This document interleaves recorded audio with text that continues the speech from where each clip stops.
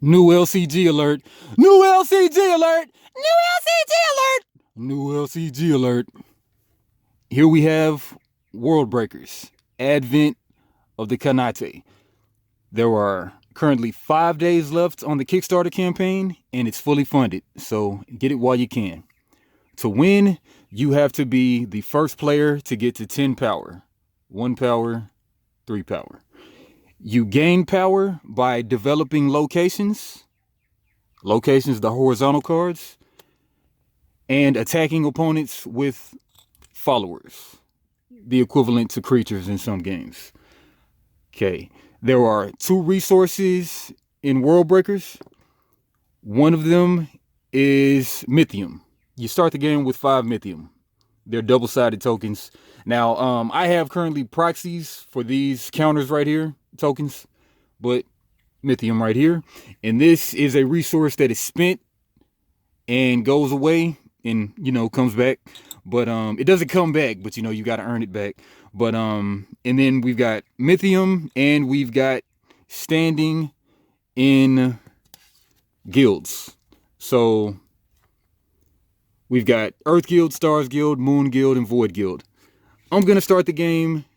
My WorldBreaker is going to be of the Void Guild. So I will actually start the game with 1 Void standing. Put it right there on the Void. Put it in the frame. 1 standing right there in the Void. Move this camera down a little bit. Yeah, 1 standing right there in the Void. Okay. Now my WorldBreaker has a power. My opponent's WorldBreaker also has a power. My opponent is Marco Polo. I'll be playing as Rukiden Kernskin. So my WorldBreaker has a power of on my attack, I pay 1 Mythium, the blue symbol, and exhaust this guy. Turn it 90 degrees. This is ready. This is exhausted. This deals 1 wound to a follower defending player controls. Okay, just by tapping it on my attack, I get to deal 1 damage. Marco Polo, my opponent's WorldBreaker from the Stars Guild, he has a response. After you play a location, then exhaust this guy, and then look at the top card of your deck. If it's a follower card, you may reveal it and draw it, but otherwise put it on the bottom of your deck. Okay, to begin the game, 2 resources, Mythium and standing. The standing does not get removed at all. The standing always stays put, so you'll always be at how much standing you have or more. Each card, to play each card, you've got to play that much Mythium and you've got to have this much standing. For example, this card, in order to play this card, I've got to have 3 Mythium to play it. I've got to spend 3 Mythium, and I've got to have 2 Void and standing. 2 Void standing. Right now, I couldn't play it because I only have 1 standing and Void right now. Standing recruitment is what that's called. Okay, to set up the game, you get your standing tracker cards. You get 5 Mythium. You got a 3, 1, and 1, and the opponent has the same. And you add 1 dice to your WorldBreakers Guild, which I've already done. The opponent, Marco Polo, starts with the Stars standing. You put your WorldBreaker out. You choose a random first player. For this game, I'll be the first player. You flip the round tracker facing closest to the starting player. So right here, I've got the first action. The opponent gets their first action, my second action, their second action, all the way down to 4 actions. And then we draw 5 cards each. We've already done that. Each player may take a single mulligan. So with the mulligan, what that means is you look at your starting 5 cards. You can set aside any cards that you don't like. So you set aside these, and then you will draw back up to 5. And then you'll shuffle the cards that you set aside back into the deck. Right. So the round structure of the game is you've got the action phase where you alternate taking turns. Then you've got the rally phase where you check for victory, ready followers, and flip the turn order. Okay, so going into the action phase, we could do take 1 action and then pass the turn. So there are 3 types of cards in the game. We've got followers. Yeah, we've got, well, I mean, of course, the WorldBreaker, but there are 3 types of cards in the decks. There are followers, locations, which are the horizontal cards, and then we've got events. One-time events, they're played, and then they never enter the field. They just get discarded. So with this event, gain 2 Mythium, you may attack. Okay, with locations, they'll come out like this, the horizontal cards, and then there are official counters for them, but we don't have them yet. So with locations, you'll put 2 beads or whatever on there for however many site locations that there are. Sites locations, so you put 2 on there, and then there are followers. Followers are basically your creatures. They can attack for you. They have an attack stat, and then they have a defense stat. So this guy will attack for 1 damage, and then he can take up to 4 damage going his way. Okay. Then we've got the rally phase. The rally phase is on the bottom of the round tracker. So first we end all of these 8 round actions on the action phase. Then we go to the rally phase. The first part of the rally phase is do rally abilities. Some cards have rally abilities on them. We ready all of our cards by turning them from 90 degrees to the right to upright. Then we gain 2 Mythium each. Then we draw 1 card each. Then we check for victory. Whenever one player has 10 power or more, then and the opponent does not have that, then they are considered the victor. If they're tied, then we go to another round of combat.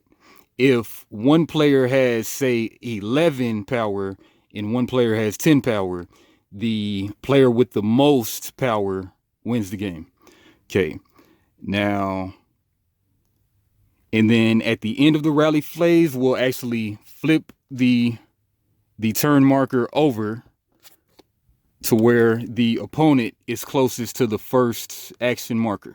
So right now I won the round flip, I won the flip, and then I get to take the first action. Okay, now going into the actions and the keywords. The actions you can take on your turn. Whenever you take your first action, you've got 4 actions for every turn. You can either gain 1 Mythium, draw 1 card from your deck. You can pay 2 Mythium to gain 1 standing with any guild. So say you'll have different dice. So say I want to gain a standing in stars. I can just pay 2 Mythium, gain a standing in stars. Now I've got that. Or I could gain a standing in moon if I want to. Or I could gain another standing in void by paying 2 Mythium each. Okay. Or I could play a card as an action, or I could develop a location, which is to actually take the topmost bead or counter off of a location. And then I will do whatever that location says, which this one says gain 1 power and 1 void standing. So I would do that whenever I remove that topmost site location. Okay, and then I can also attack as an action. We'll go into the attacking right now. Okay, so saying that we were a little bit into the game, and then I had these followers out already on the board.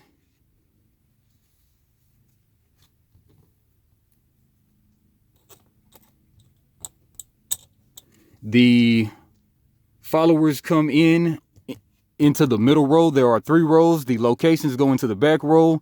The followers are summoned to the middle row. And then whenever followers attacked, they'll be in the front row by your WorldBreaker.